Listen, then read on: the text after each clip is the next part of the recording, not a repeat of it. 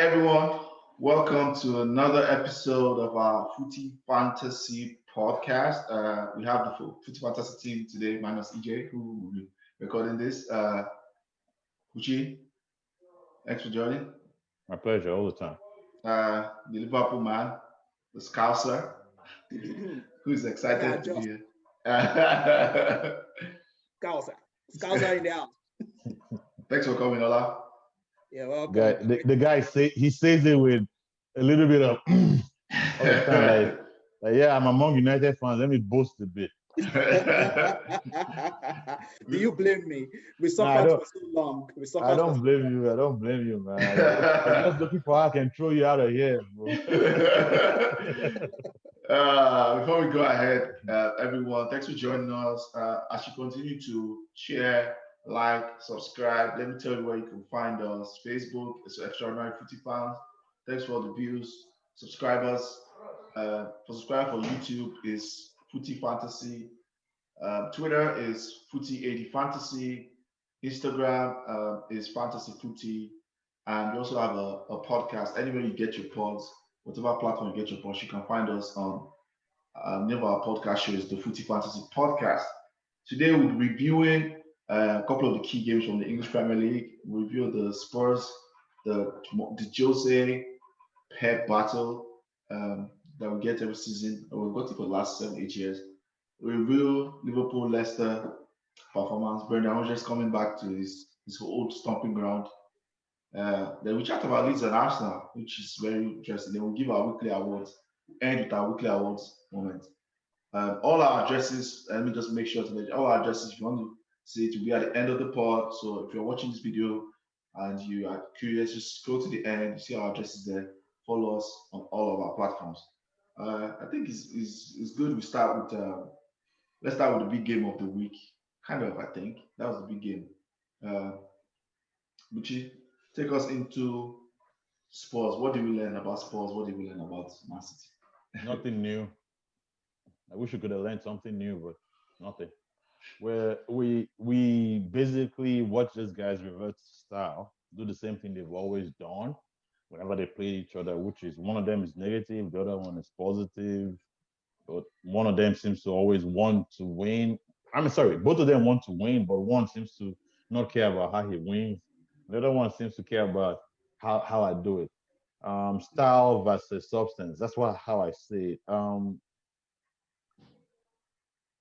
Man City came out of that game with 60 to 65 over almost 70. I just call it average 70 because it was a high 60s percentage of possession. 4 times the amount of shots. Maybe like 20. I'm serious. It's like 10 to 20 times the amount of crosses, double the amount of passes. I'm so lost woefully. Like it was a 2-0 in football is actually a wicked score because they really they whooped them like 1-0 first half, 1-0 second half. Like you look at this game and you go, what exactly is the problem with with City, and what exactly is the problem? What exactly is the difference between Spurs and City? In the sense that it was a good clash of styles. Pep wanted to be expansive, and he was expansive. He did everything he did. Mourinho didn't care. Mourinho seems to have drilled these boys into, we just need one chance. Beat them, and we go on. And yeah, that was what it was. One mistake in the first half. That was all it took. One mistake. First 5 minutes, that game was over. After 5 minutes, it was over. You could see that. City kept trying. Yeah, they were unlucky with the goal. And yeah, that goal was a little bit unlucky in that foul was almost 50-50, but it was a valid foul. But the level of defending from City again was poor. The level of defending from Spurs was superb. And that was the big difference between the two teams, was that Spurs were clinical and defended better. They were not better than City in any other part of the game. And they ended City's title chances yesterday and boosted their own, which is what I came out from that game was Mourinho is back. This was vintage Mourinho. Mourinho coming into the game playing mind games with Pep Pastelling, Yeah, you picked that up. I picked that up. He played all those mind games, got into the game, got his main players to do well, brought on his sub did well, and whereas from everything from Pep was a wet, like that's what it felt like. Because this was a chance for Spurs to go out and do something, for City to go out and do something. They did not. They did the same problem they've had. And this goes back seasons. We can go back to Pep versus Poch. I'll play Spurs in this, what's it called, semi-final of the Champions League, lose the game. The last two times Spurs have played City, they've shot like what, 50, 60? Like the number is out of this world. Like they shot enough shots against Spurs in the last two games to win 5 games. Mm-hmm. And they lost 2-0 both times. When the last time City lost to Arsenal, similar pattern. Last time City lost to United, similar pattern. I can keep calling City losses and you find the same pattern. But with this Spurs team, they seem to be in that frame of mind where it doesn't matter how we win. We're just going to win. 8 games unbeaten. In those 8 games, there have been big wins and small wins and ugly wins. The comeback win against West Brom, the mauling of United, and then this scalp of City shows you that this team seems to be in the mood. And I'm afraid of Spurs. I'm looking at them, I'm going, okay, I'm putting you on one side in that we got Liverpool and City, and I'm taking City out of that. Spurs, Chelsea, and Liverpool are the top 3 teams. And come December 26th, if Spurs are in there, I'm going to be like saying, these guys could win the title. That's my take from the game. Okay, real quick, let me check with you. What was the mind game you played with Sterling? If you remember that Sterling went out, he didn't play for England, and then so he came home. And this guy started complaining about it since Wednesday. He kept talking about it. Like, even when I started telling the England manager, because the England manager said something about, some players were pressurizing him. He said, hey, name them. Like, when my player left the England national team, he didn't play for 2 games. This guy's training on Friday. He's going to play in the game. Like, he basically made the whole discussion about how Man City seems to be getting preferential treatment. Nobody was talking about anything else before the game. Probably got into Pep's mind, and that's why Pep left him on the bench. Mm-hmm. Yes, Pep ended up putting Raheem on the bench, and I'm sure Raheem could have started that match. But because of what Mourinho said, Pep ended up putting him on the bench. That's quite right. And no matter how good Ferran Torres' form was midweek, he hasn't really picked up in the Premier League yet. And so, don't get me wrong, the guy scored 4 goals or so this season. So he's been good, but he hasn't hit the form of Sterling, Mahrez to, he's not really the danger man yet in the Premier League. Yep. So benching Spurs Sterling for Torres was really, benching a main guy, because you have to be honest. KDB, Sterling right now. These are the top 2. Yeah, absolutely. And, everything goes to 2 of them. Ola, right. Any quick thoughts? Quickly. Yeah, I agree with Buchi, and we've spoken about this. It's very strange that Man City, that used to smash teams 4-0, 5-0. This season, they have only 10 goals in 8 games. So they're definitely struggling for goals. And they don't even look like scoring many goals. It's not like they're creating clear-cut chances. They just seem to be a team who, I can't say they lack confidence, but maybe they might need to tweak some things. They might need to, because they look too predictable now. They look too predictable. Right. And when you're going to start playing games, like from now to January, there'll be games every 3 days. I don't know if Pep is going to have enough time on the training ground to be teaching them new tricks, because most of the games now will just be, okay, you play the game, then you recover, and then you play the next game. There won't be much time on the training ground. So I don't know where is he going to get the time to teach them different attacking tactics, because they just seem too predictable. So yeah, it's worrying for them. I know you signed a new 2-year contract, but I don't know. I think maybe this should have been the last season for him. If it keeps going like this, if it keeps going like this, I don't see him. Even if you're buying Messi won't solve this next season. Buying Messi won't solve this. I'll be a disaster, but that's a story for another day. That's a story for another day. But so that's my thoughts basically. Your thoughts, Those are my thoughts. Yeah. My quick thoughts about it. I'm going to use two sayings. One is the saying of Mourinho, and that's what it seems his team pretty much typified in this game is the team that has the ball has the fear. He says that thing. I think he's saying that thing from his days at Inter. The person who has the ball, who has position, has the fear. Meaning he wants to take advantage of mistakes. Then I go to Pep, and I saw this saying on Twitter, so I'm going to paraphrase on somebody's Twitter. It wasn't my saying. I think it was even Musa Okwanga's Twitter. Pep has built using this is a Star Wars, a Star Wars type of phrasing Star Wars. Pep has built a Death Star, but in building this Death Star, he has literally let everyone know the coordinates on how to bomb the Death Star.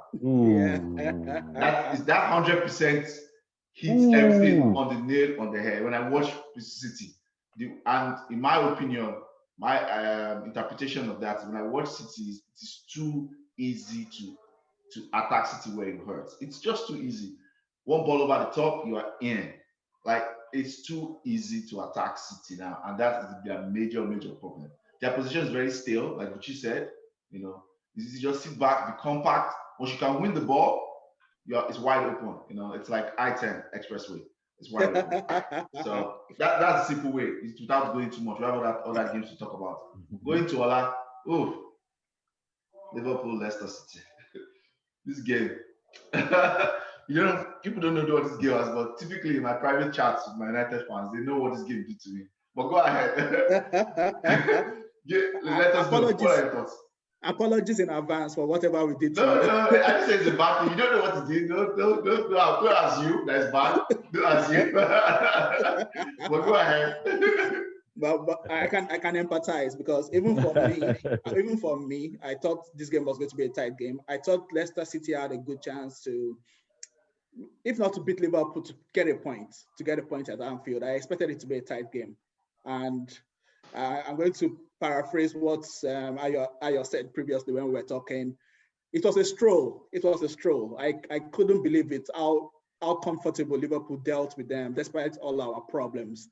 They surprised me in a bad way, Leicester. I really thought they were going to go for it. I'm surprised they came the way they did. They were very passive. They didn't show any intent in the first half. They just came and rolled over and just said, okay, let's just take the defeat. And it could have been worse than 3-0 because Liverpool had clear chances to make it 4, 5, 6. You had Firmino had chances. Mane, let's not just talk about Firmino. Mane should have had a hat-trick today. Mane had 3 chances that Mane would normally put away. Mane had chances, Firmino had chances. Defensive striker. On Twitter, they call him defensive striker. Defensive striker. And the defensive striker headed in a goal by mistake. By mistake, he headed in a goal to finish up the game. Hey, Ola, it's not me. I'm just saying this is what the streets are saying. These are not my words. Don't shoot the messenger. The streets don't lie. The streets don't lie. They call him the defensive striker. I call him the tactical striker. I think Ola, I'm just adding to what you're saying is that I think that Leicester always give Liverpool tough games. They tend to play well against the top teams, but the modus operandi is basically pack the balls. That's what they always do. They kind of counter. They only attack when they are forced to. So the idea of them having intent, maybe that intent would have been playing more long balls and trying to catch Liverpool off the back because those guys were never going to go gung-ho against Liverpool away. Yeah, but Buchi, I think they should have. The reason why I'm saying that is we have Matip and we have Fabinho. Fabinho is just back from injury. He had hamstring. Even Carragher was saying before the matter, he's worried that Klopp puts him in Fabinho in central defense instead of putting him in midfield because Fabinho just came back from hamstring. You don't want somebody who's back from hamstring chasing after Jamie Vardy. So why I thought Leicester were going to be dangerous because our centre backs are not the quickest. Those 2 guys there. So I was thinking, okay, this is their chance to just launch the ball into the channels Ashley Barnes and Avi Barnes, sorry, and Jamie Vardy walk the channels, make Matip and Fabinho come out to the channels and then beat them with your pace. They didn't do anything like that. My people say to jump in. My people say, Shebi that ball when you see now ain't go launch. Which ball did they see that they're launching? No. I think they didn't see the ball now. Which ball? Shebi when you see ball now ain't go launch. You get ball now. There was no ball to see. Once that Spurs goal went in, it was wrap-up. Yeah, but they had 43% of the ball. Yeah. They had 11 shots. They had they had 3 corners. Well, to be honest, they were dominated. So yeah, they were. I'm not taking anything away from Liverpool. Of course, I'm a Liverpool fan. It's just I expected more from Leicester. This has always been your modus operandi, Ola. You know that, right? Like Liverpool will be dominating. Ola doesn't want to say. He never wants to be bullish about Liverpool. Like this is what we're going to do. I'm telling you, if I was in your shoes, Ola, I'm just let you know. If I was in your shoes, the minute Manchester United becomes good again, I will be reckless. Some of you Liverpool fans are always very like, oh, let's not say we are good. Oh, we are good. Let's not say we are going to win the league. Oh, like last season, I remember you guys were like on top. Ola was still doing this. Oh, there's still time left. I'm like, bro, I'll just let you know. We've suffered. You two will know. We become good by mistake. The way I'll be reckless, people will block me. I'm just telling you. We were reckless at the end when we won it. You know, when we won it, we were reckless. we were merciless. I remember that. I remember that. Nothing is won yet. I remember that. Okay. Are you finished your thoughts? Fine. Are you done?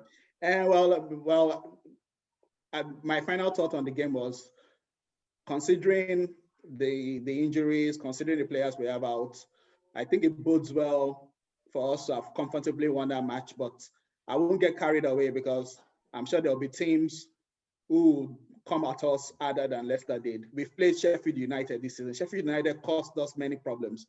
We just barely managed to win 2-1. We played West Ham at home. We just managed to win 2-1. So I won't get carried away on the Leicester. That's why you're saying I'm not bullish, because I've seen teams cause us problems at Anfield this season. Leicester were the worst team to come to Anfield this season. Leeds United cost us a lot of problems. Sheffield United, West Ham, they cost us a lot of problems, and we just managed to beat those teams 2-1, 2-1, 4-3. So I'm not carried away. With all due respect, Leeds United will give any team a problem. Correct. Omar. Yeah, that doesn't mean anything. That's a good segue. We're going to segue very soon to Leeds and Arsenal.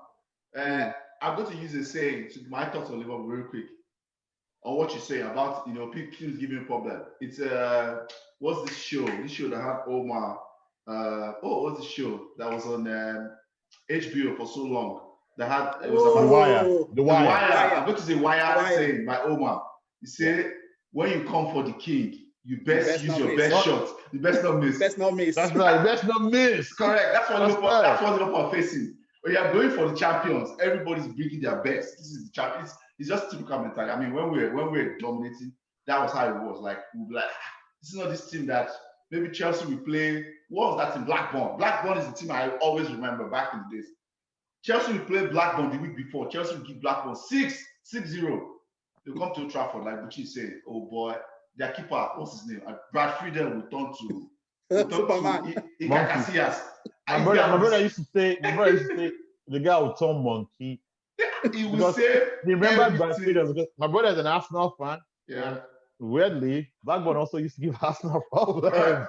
He's I remember that. Everything, left, right, but I'm like, last week, you were the one that just passed to Drogba. And for Oppo, I'll be so angry about it. So yeah, I think that's happened to Liverpool. So the second thing about Liverpool I'm going to say is Liverpool are going to win the league. I know I make a lot of bullish comments and Liverpool are going to win the league. That performance I saw today, I was watching that thing and I was like, Liverpool have 6-7 players out. The level of intensity I saw in that game. So that's my final thoughts. Liverpool are going to win the league. I want to say something quickly. Amen. 10 seconds. I can't say amen to that. I respect. That's why he answered it by himself. He's not saying amen to that. He knows he's not going to get amen for anybody. I'm just going to be realistic here. Liverpool are the favorite, but Liverpool are the favorites, but I want to wait till December. The reason why I want to wait till December is normally at this time of the season, we just play one more game because we usually predict after 10 games. Correct. We statistically, it's been proven that the people who are in the top four in the after 10, 11 games typically stay there. Typically, yeah, most of the time, maybe one falls out.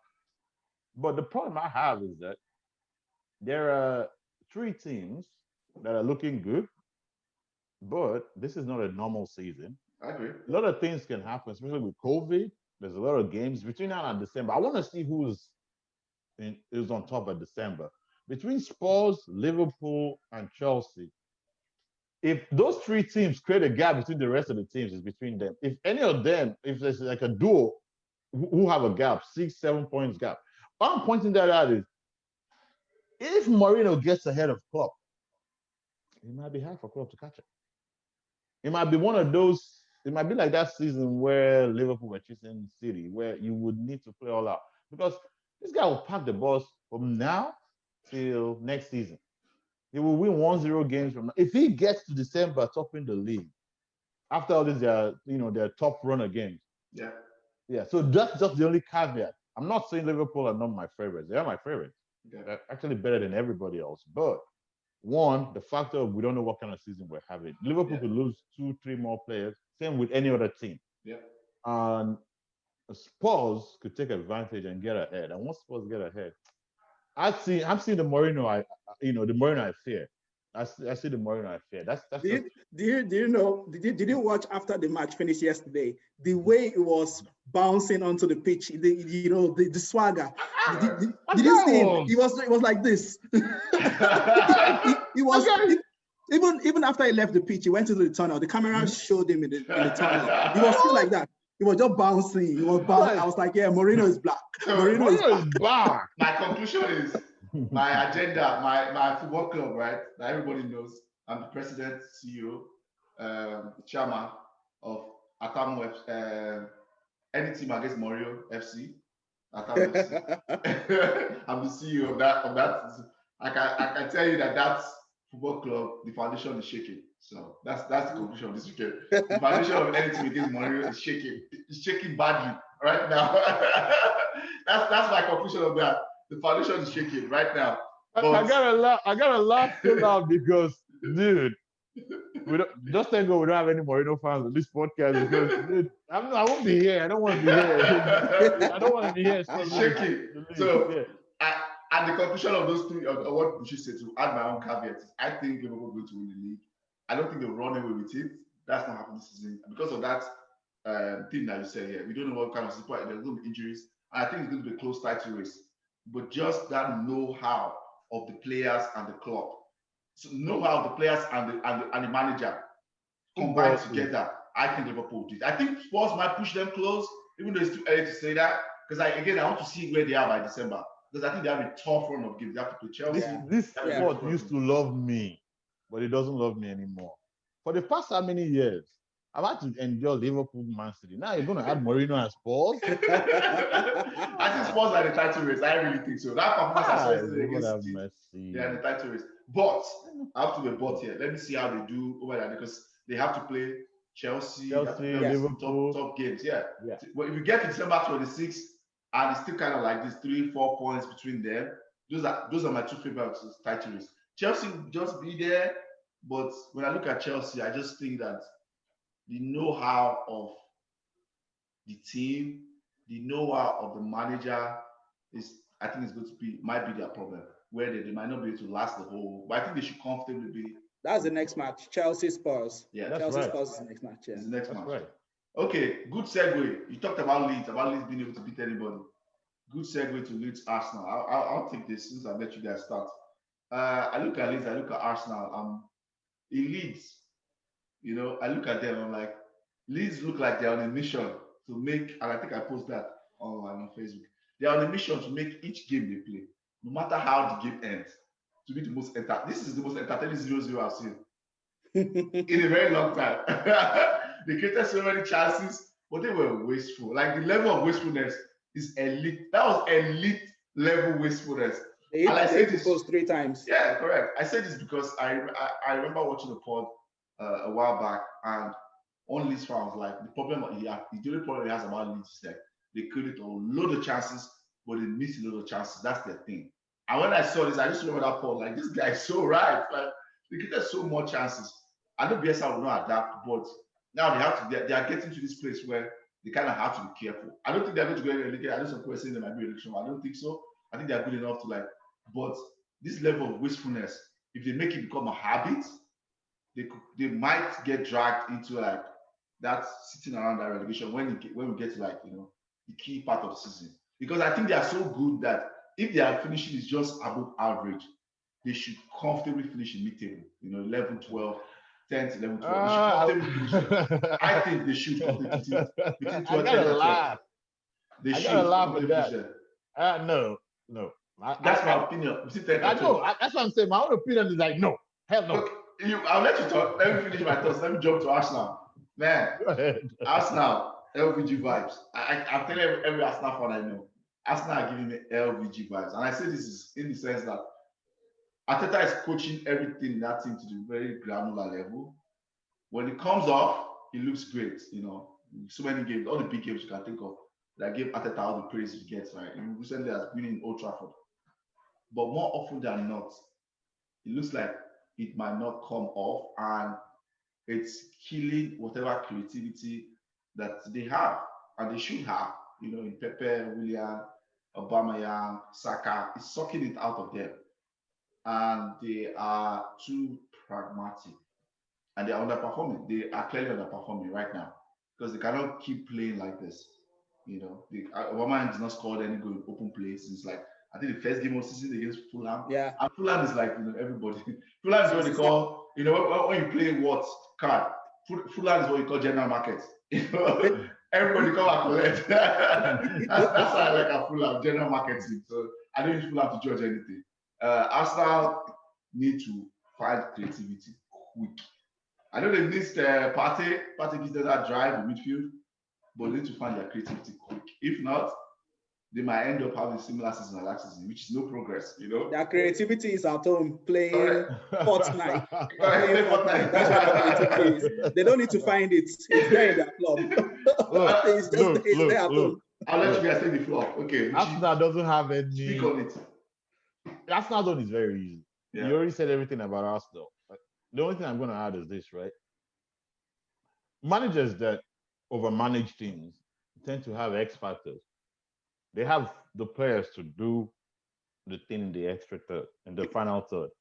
That X factor player, some people will call it, star quality, whatever. But you know what I mean? X factor. And for example, Pep, who's a micromanager of the highest level. Micromanager. Messi, KDB, Sterling, Aguero. You can see how lack of Aguero or KDB affects City. It's not because they don't have enough good players, because they need that X factor, somebody to take away 2-3 players. Arsenal don't have it. With all due respect, Aubameyang is just a finisher. Aubameyang is not going to dribble 4-5 players or dribble 2 players. I can't even remember Aubameyang dribbling a man. I mean, like, I can't remember. I'm not saying he can't dribble, but it's not really in his highlight. He's rare. Yeah. He's rare. He's a guy that just, to me, he's a poacher. He is. He's a guy that positions and finishes. Like I said, it's a poacher. Willian has, take on his man across the ball, and Willian and Pepe, they're not there. So why I'm saying that is, if Arsenal don't go out and, go get a Jordan Sancho, get a, Haaland or somebody, not even Haaland, somebody like Havertz, so somebody who will do the X factor thing in the final four. They're not winning games, because the most creativity that comes out of Arsenal right now is from Saka. So you can see what I'm trying to say, that they need that. It looks like it's down. That's more trouble for them. It looks like they got injured today. Exactly. Yeah. So that's their problem. They don't have no X factor in that team. There's no player I would pay to go in Arsenal that I'll pay to go and watch. Let me put it like that. There's not even one. Leeds United, I'm sorry, but if they don't change, you don't win games because you played well. You win games because you won. Correct. And you win games because you defend. The first part of football of being better than you are or being better than your peers is defending well. The difference between the teams in the lower third, let's be very honest, and the teams in the top third is defending. If we go through the top 6, 7 teams in Premier League, you will see that the best defenders are there.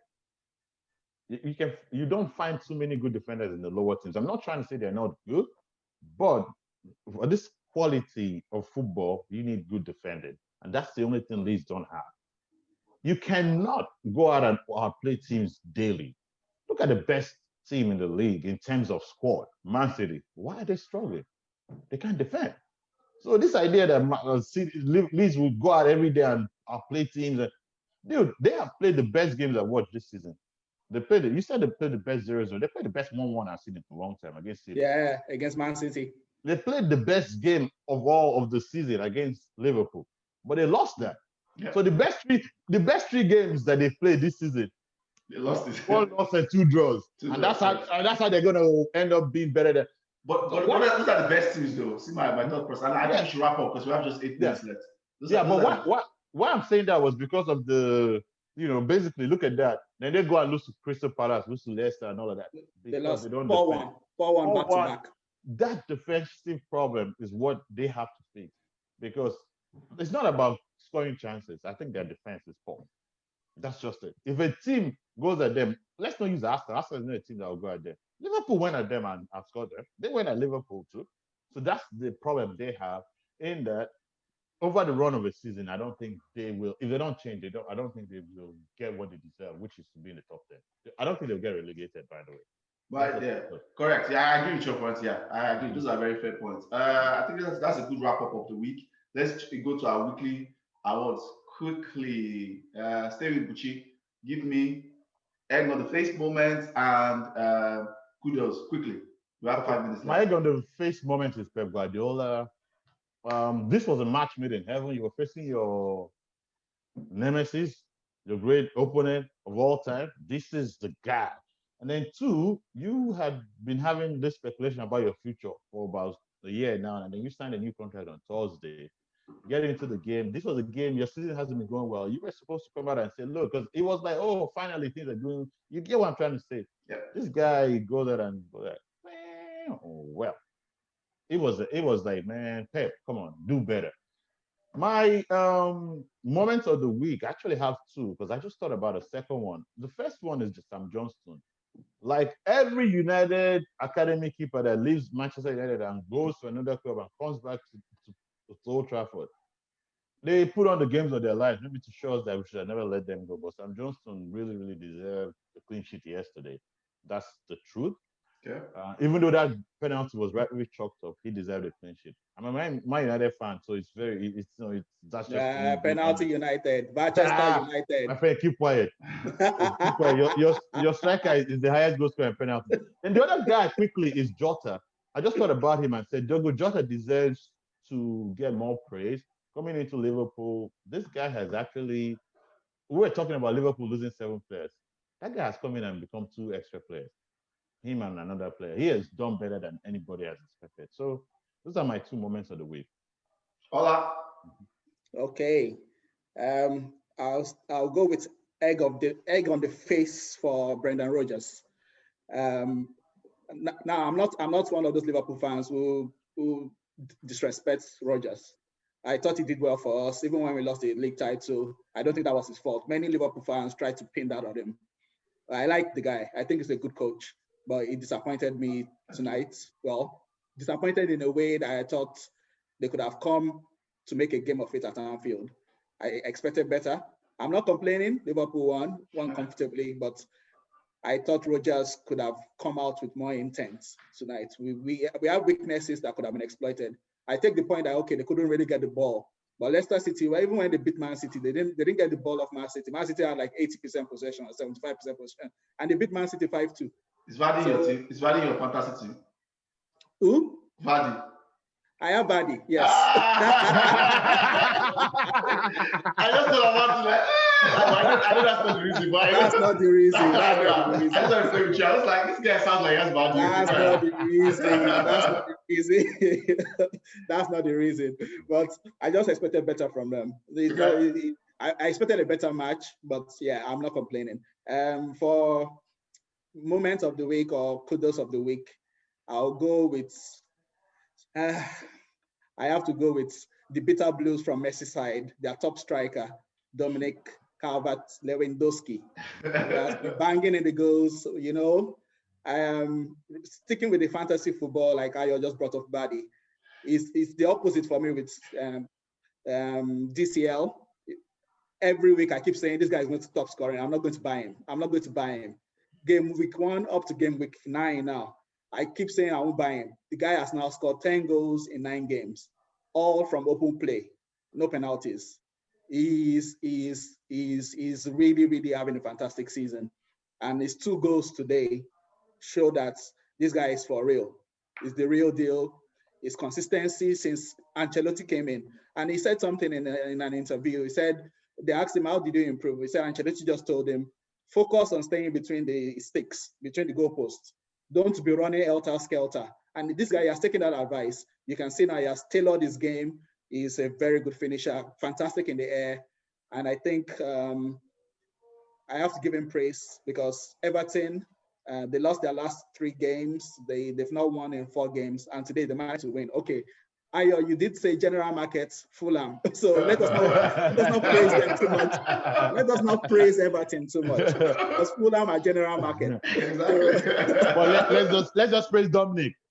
Let us praise Dominic, but let's not praise Everton too much. Okay, let me jump in and say mine real quick, so I can end the show. I got the first moment is just simple. I'll do this. Everybody knows it. When he scores, he always does this. Nicolas Pepe. Pepe them gang. Mr. Pepe. It is Pepe them fast now. It's like this. It's like, 72 million. I got the first one, 72 million.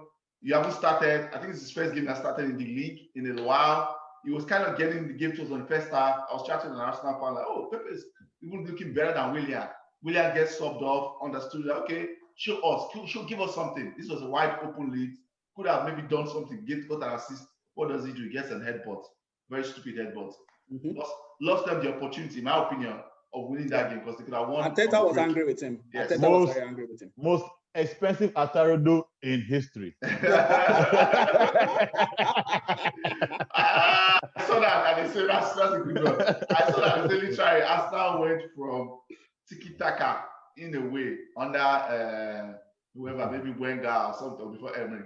And now Arsenal are now Kati. Yeah. Kati in Yoruba for our audience means rubbish. Kati. Yeah. That's Arsenal will tiki-taka to Kati. And that's the funniest. You guys need to stop doing this. For a moment of the week, in my opinion, I hate to say this. I picked there when Liverpool got in 2016. I said it was a special manager. I hate this has come right. I'm going to say this from the bottom of my heart. I hate that I got this right. This is a team that had 7 players out.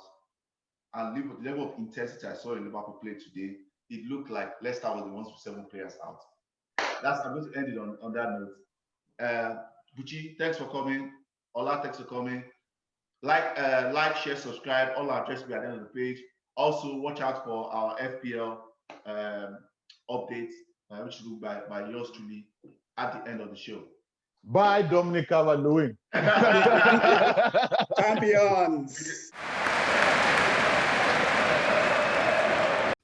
Welcome to another edition of our Who's Out and Who's Not fantasy football segment for your Footie Fantasy podcast. And welcome back from the international break with all kinds of shenanigans going on, injuries, COVID-19, keeping players out. But the game week is back, and let's go ahead and find out who's at. Mendy, the goalkeeper for Chelsea, he's hot. He has stopped all the banter aimed at Chelsea for conceding so many goals.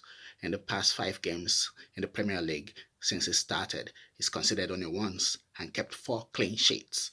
He is definitely hot, and he's doing well. If you want to get in a consistent goalkeeper who's going to pick up points for you, Mendy from Chelsea is the one to go for at this moment. He is hot, hot, hot, hot. Now, who's not hot?